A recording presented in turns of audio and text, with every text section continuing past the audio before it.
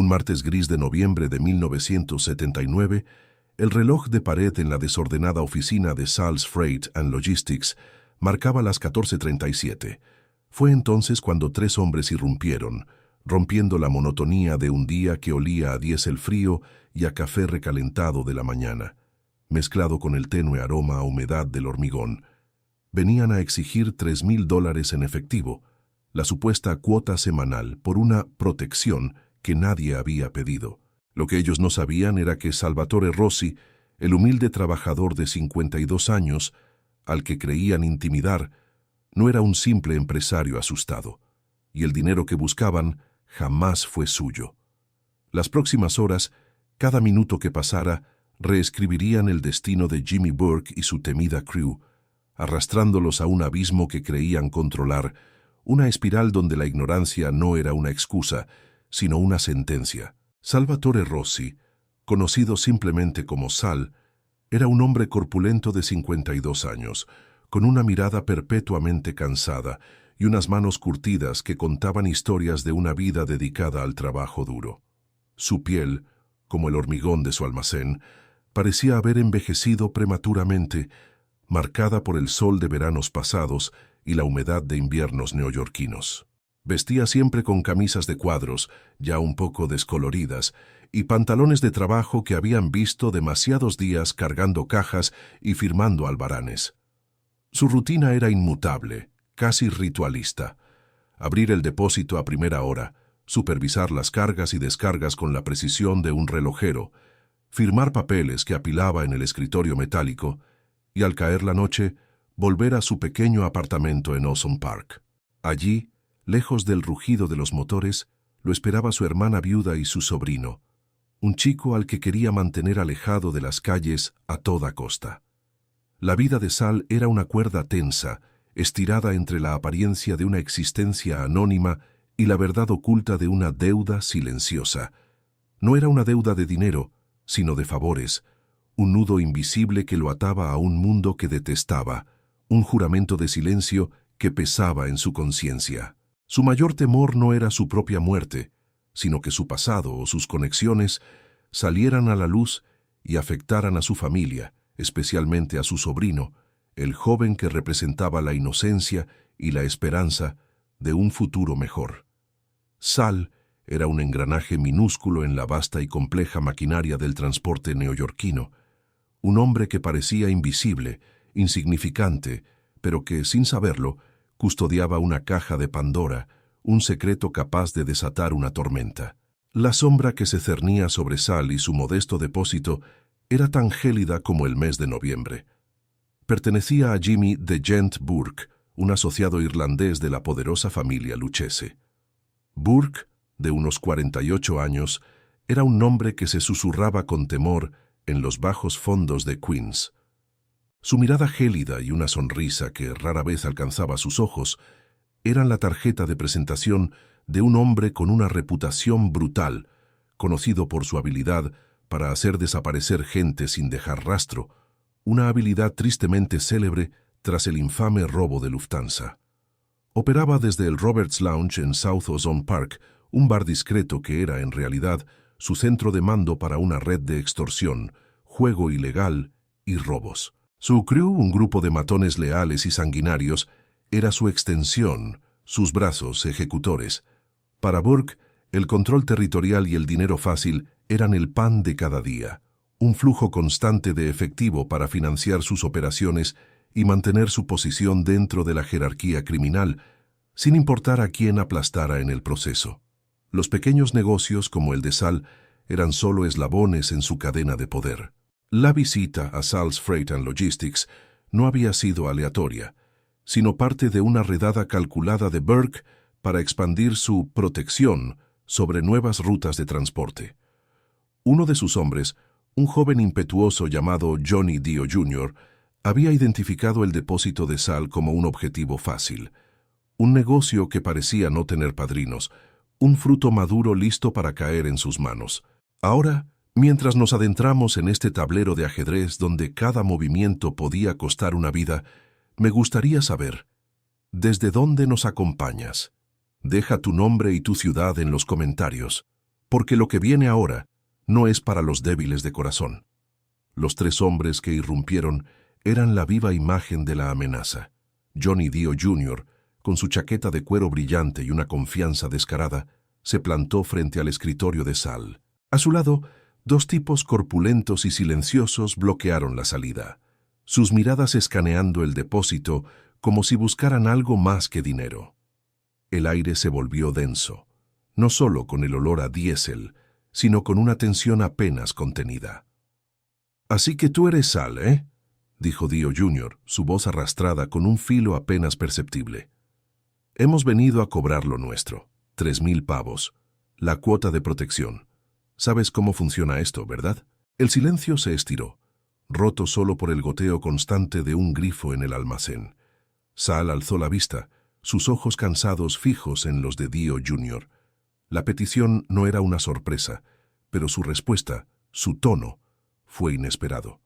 Con la voz apenas audible, tan baja que parecía más un susurro que una declaración, Sal respondió: «Ese dinero no es mío, muchachos, es de la Unión, y esos fondos tienen otro dueño».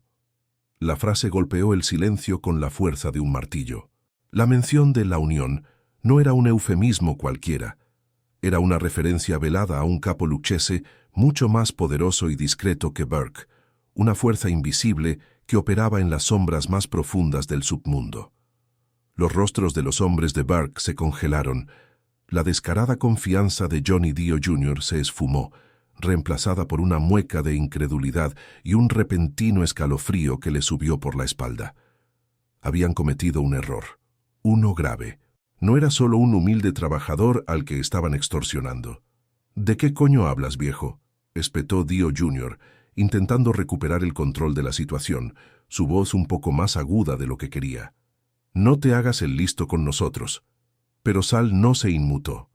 Su mirada era la de un hombre que había visto demasiado, que había soportado demasiado, y que en ese momento crucial había decidido que el farol había llegado a su fin.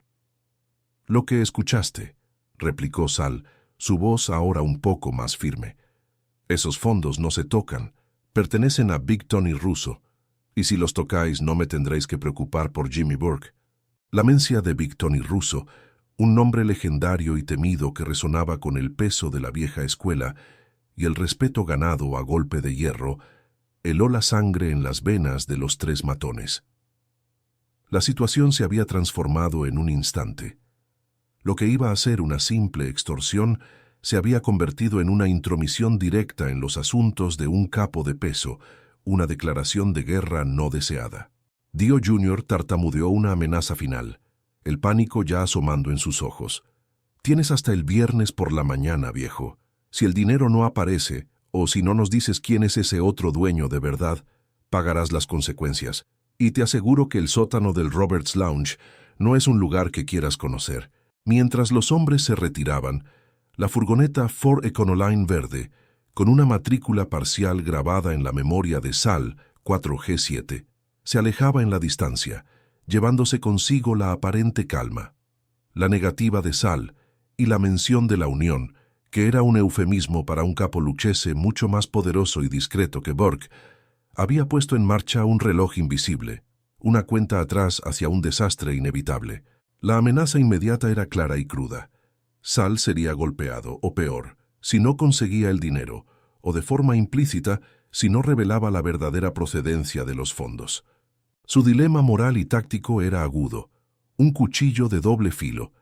Debía exponer sus conexiones con la Unión y, por extensión, con el capo Big Tony Russo, arriesgándose a una guerra entre facciones que podría costarle la vida a él y a su familia, o intentar negociar con Burke, sabiendo que The Gent no hacía prisioneros y que la negociación sería una farsa. Si se callaba, la crew de Burke se llevaría el dinero, pero el verdadero dueño, Big Tony, no perdonaría la pérdida. Big Tony era un hombre que no olvidaba, y una falta de respeto era peor que un robo.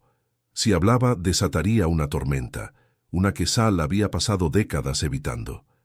La consecuencia mayor era que la intromisión de Burke en los asuntos de Big Tony no solo pondría en riesgo a la familia de Sal, sino que podría encender la mecha de una disputa territorial que los Feds, siempre vigilantes, aprovecharían para desmantelar ambas operaciones. Queens se transformaría en un tablero de ajedrez, y cada movimiento, cada palabra, cada silencio, sería una cuestión de vida o muerte. El viernes por la mañana se sentía ya como el fin de todo. El eco de la furgoneta desvaneciéndose en la distancia dejó a Sal en un silencio mucho más ruidoso que el estruendo de los motores. El martes por la tarde se había transformado de una rutina gris en una cuenta atrás implacable. Tenía poco más de 48 horas hasta el viernes por la mañana para decidir el destino no solo de su vida, sino el de su familia y potencialmente el de dos de las facciones criminales más influyentes de Queens. Su depósito, antes un refugio seguro, ahora se sentía como una celda, con muros invisibles que se cerraban a cada instante. La decisión era abrumadora: proteger su anonimato y enfrentarse a la ira de Big Tony, o revelar la verdad y desatar una guerra que arrasaría todo a su paso. Sal sabía que Jimmy Burke no era un hombre con quien se pudiera jugar, pero Big Tony Russo era una leyenda, un capo con tentáculos que se extendían por los muelles, los sindicatos y los barrios más oscuros de la ciudad. Traicionarlo, incluso por omisión, era firmar una sentencia de muerte. Pero ¿cómo contactar a un hombre así sin levantar sospechas? La primera regla en su mundo, el que había intentado dejar atrás, era no llamar la atención. La segunda era que, si la atención llegaba, había que manejarla con una delicadeza letal. Sal se acercó a la ventana, observando la calle desierta. Cada coche que pasaba, cada sombra que se alargaba con la caída de la tarde, le parecía una amenaza, un par de ojos vigilantes de Burke esperando su próximo movimiento. La paranoia era un viejo conocido, un compañero constante en la vida que había elegido. Con un suspiro que arrastraba el peso de años de estrés contenido, Sal sacó un cuaderno viejo de un cajón oculto bajo el escritorio. Las páginas, amarillentas por el tiempo, contenían números de teléfono desactualizados, nombres borrosos y direcciones olvidadas. Entre ellos, encontró un contacto que no había usado en más de una década. Un número de un bar en Little Italy, el Giovanni's. No era el número directo de Big Tony, por supuesto. Nadie tenía ese. Pero era una de las pocas líneas indirectas, un canal de comunicación de emergencia que databa de los viejos tiempos, de cuando Sal mismo estaba más inmerso en la Unión. Era un riesgo enorme. Si Burke tenía el depósito pinchado, o si el intermediario no era de fiar, su jugada sería un suicidio. El miércoles por la mañana, Sal esperó hasta la hora del almuerzo, un momento de actividad moderada en el depósito que le permitiría salir sin levantar demasiadas cejas. Con una excusa sobre una pieza de recambio, se dirigió a un teléfono público a 2 manzanas de distancia, en una esquina ruidosa, donde el constante tráfico ahogaría cualquier intento de escucha. Sus dedos, temblorosos solo por dentro, marcaron el número. Un hombre con voz grave contestó al tercer timbrazo. «Giovanni's», dijo con la brusquedad típica de un local concurrido. Sal se identificó con un nombre que no había usado en 20 años, un apodo de la calle que solo unos pocos recordaban. «Necesito hablar con el jefe. Es urgente. Se trata de los fondos del transporte en Queens. Hay un problema». La respuesta fue seca. «Tendrás que ser más específico, y el jefe no está disponible». Sal insistió, su voz llena de una autoridad subyacente que rara vez mostraba. «Dile que Salvatore, el de Ozone Park, tiene un lío en la aduana con 3,000 pavos, y que Burke está metido». La línea se cortó abruptamente. Sal colgó el teléfono, sintiendo el sudor frío en la nuca. La pelota estaba en el tejado de Big Tony. Mientras esperaba una respuesta que podría no llegar, Sal se sumergió en un torbellino de pensamientos. La imagen de su sobrino, un chico de 12 años con una pasión por los cómics y los Dodgers, era su ancla. Ese chico no tenía por qué vivir con el miedo constante que había definido la vida de Sal. Él mismo había cometido errores en el pasado, sí. La deuda de favores no fue por un acto heroico, sino por una indiscreción juvenil, una mala elección que lo había atado a los Russo de una manera que jamás imaginó. Había trabajado duro para borrar su rastro, para ser un hombre invisible, un simple transportista. Pero el pasado, como un depredador paciente, siempre esperaba su momento para reclamar su presa. Sentía la humillación de verse arrastrado de nuevo a ese barro, la rabia de que Jimmy Burke, un advenedizo, un simple gentil sin el linaje de la vieja guardia, osara meterse en sus asuntos, en los asuntos de los rusos. Él, Sal, había soportado años de silencio, de disciplina, para mantener la paz. Y ahora, un jovenzuelo impetuoso como Dio Jr. y un matón codicioso como Burke lo habían echado todo a perder. Su calma exterior era una máscara forjada en años de autodisciplina. Por dentro, la caldera hervía. Mientras tanto, en el Roberts Lounge, el ambiente era todo menos tranquilo. Johnny Dio Jr. había regresado con el rabo entre las piernas, balbuceando sobre la negativa de Sal, y, lo que era peor, la mención de La Unión y Big Tony Russo. La noticia golpeó a Jimmy Burke como un puñetazo en el estómago. Su mirada gélida se clavó en Dio Jr., y por primera vez, el joven impetuoso sintió un miedo que iba más allá de un simple regaño. Burke no era un hombre de arrebato fácil, pero cuando la ira se asentaba en su interior, era como un veneno lento y devastador. Así que el viejo Sal tiene padrino, ¿eh? No uno cualquiera, gruñó Burke, con la voz apenas un susurro peligroso. Has metido la pata hasta el fondo, Johnny. ¿Sabes lo que significa cruzarse con Tony Russo? Este no es un depósito de mierda cualquiera, es la Unión, los fondos de la Unión. La tensión en el Roberts Lounge era palpable. Los otros miembros de la crew, que habían estado riendo y jugando a las cartas, se quedaron en un silencio sepulcral, observando la escena. Sabían que cuando Burke usaba ese tono, la situación era grave. Burke, con su calma habitual teñida de una furia contenida, se sentó en su silla favorita, detrás de la mesa de billar, y encendió un cigarrillo, la llama de su mechero brillando ominosamente en la penumbra del bar. El humo llenaba el aire, espeso y denso, casi tan denso como la incertidumbre que ahora lo asfixiaba. Cruzarse con Big Tony Russo era ir contra Paul Vario, el propio jefe de Burke, el hombre que le había dado el poder que ahora ostentaba. Vario y Russo tenían un acuerdo tácito sobre las operaciones sindicales, una paz precaria que Burke había pisoteado por una codicia ciega. La humillación ya estaba en el aire, flotando como el humo del cigarrillo. Había sido engañado por un humilde trabajador, y eso era algo que Jimmy de Gent Burke no perdonaba. El jueves por la tarde, justo cuando Sal estaba a punto de cerrar el depósito, un coche oscuro, un Cadillac Fleetwood de principios de los 70, se detuvo frente a la entrada. No era la furgoneta de Burke. Dos hombres corpulentos, vestidos con trajes impecables, bajaron del coche. Sus caras eran desconocidas para Sal, pero sus ojos transmitían una autoridad silenciosa que no necesitaba palabras. Uno de ellos, el de la cicatriz sobre la ceja, se acercó a Sal. «El jefe quiere verte. Ahora. Te esperan en el Roberts Lounge». Sal sintió un escalofrío. La llamada había funcionado, pero el desenlace era exactamente lo que había temido.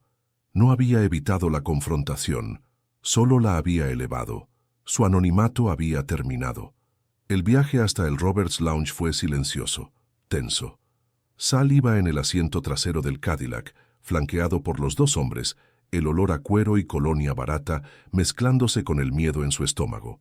Sabía que no había vuelta atrás. Había apostado, y ahora venía el pago. Al llegar al bar, el mismo ambiente pesado de cigarrillo y alcohol rancio lo recibió.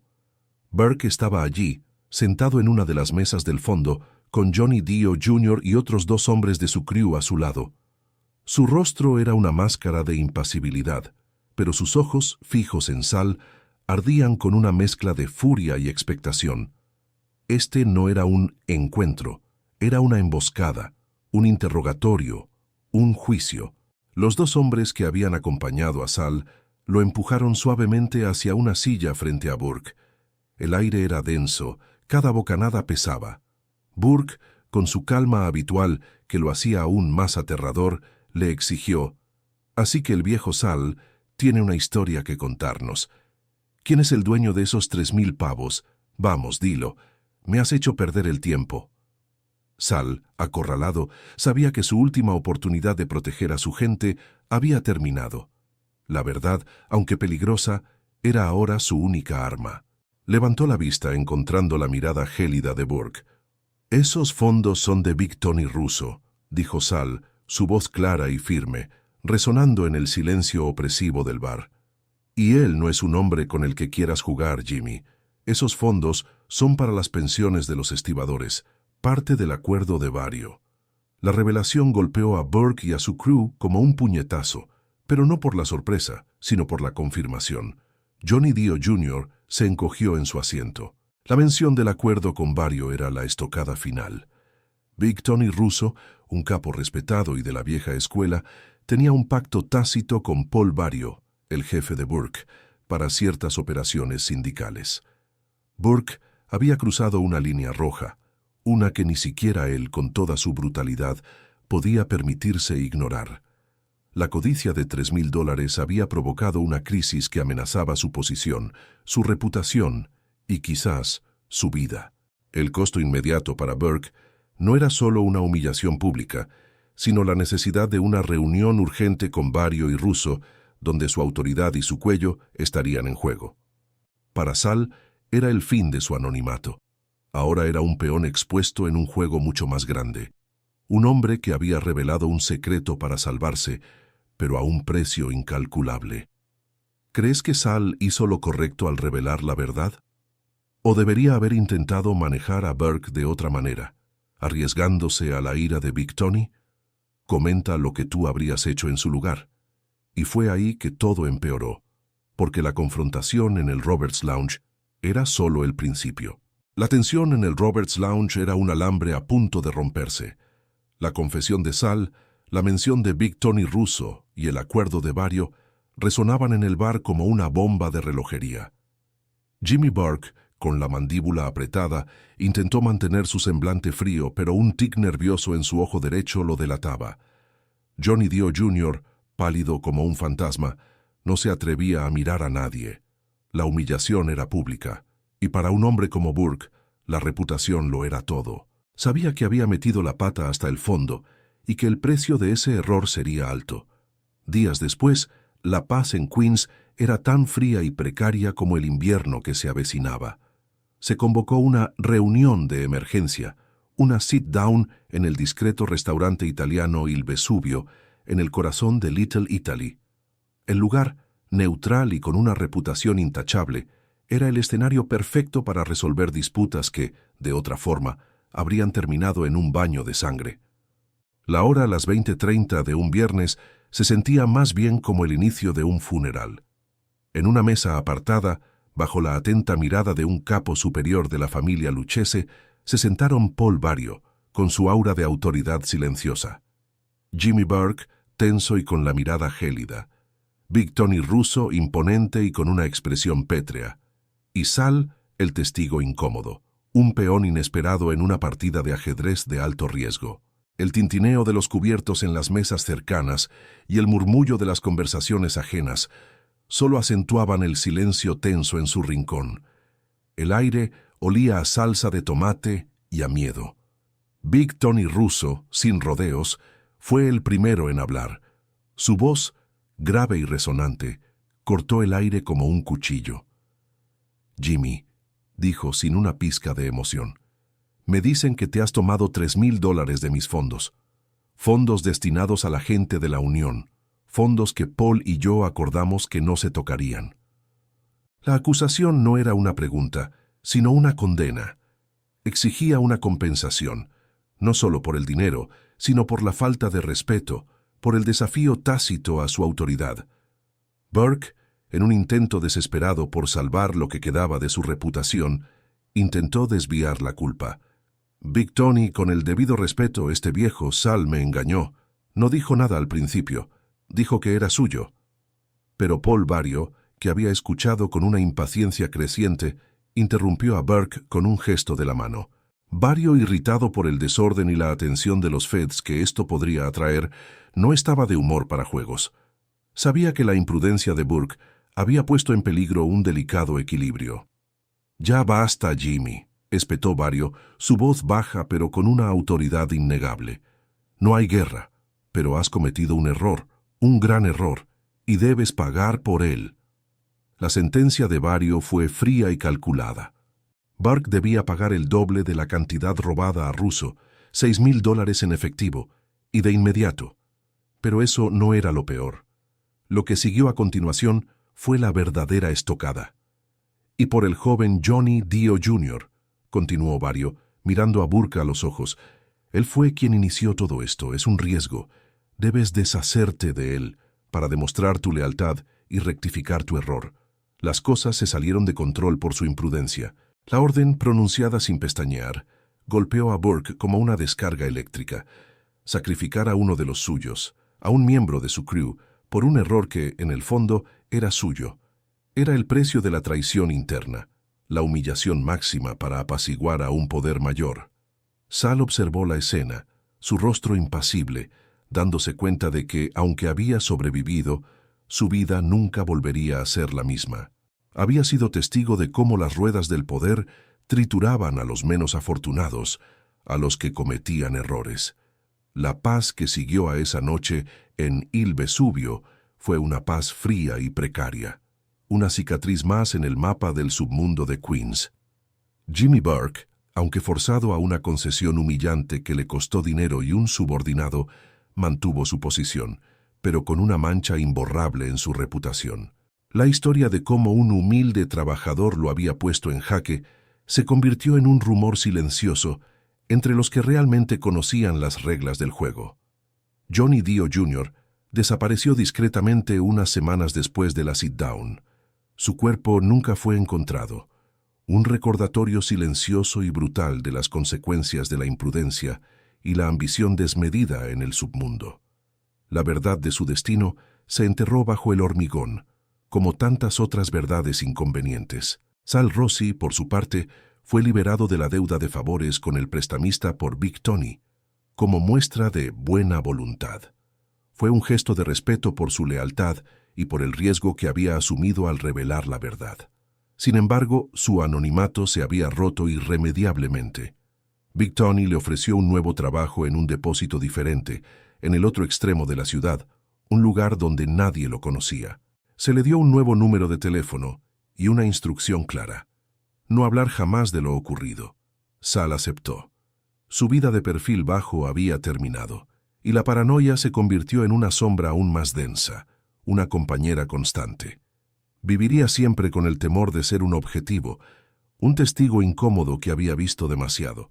Años después, Jimmy Burke sería arrestado y condenado por otros crímenes.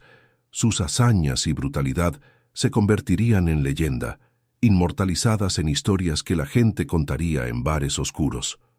Pero el incidente con el humilde trabajador del depósito de Queens sería una nota a pie de página, un error de cálculo que casi le cuesta mucho más. Fue un momento en el que el poderoso Jimmy the Gent Burke se encontró con una fuerza que no esperaba, una red de poder y lealtad que no entendía, y pagó un precio que jamás imaginó. En el submundo, cada sombra oculta una verdad que puede devorarte, y la ignorancia no es una excusa, es una sentencia. La lección de Sal Rossi fue que, a veces, incluso el engranaje más pequeño tiene el poder de detener la maquinaria, y que la verdadera autoridad no siempre reside en la violencia, sino en el conocimiento y en la lealtad a los códigos no escritos. ¿Cuál fue tu parte favorita de esta historia? ¿La inesperada revelación de Sal, el tenso enfrentamiento en el Roberts Lounge o la fría resolución de la sit-down? Comenta abajo. Si has llegado hasta aquí, es porque esta historia te ha atrapado. Entonces, haz esto por mí.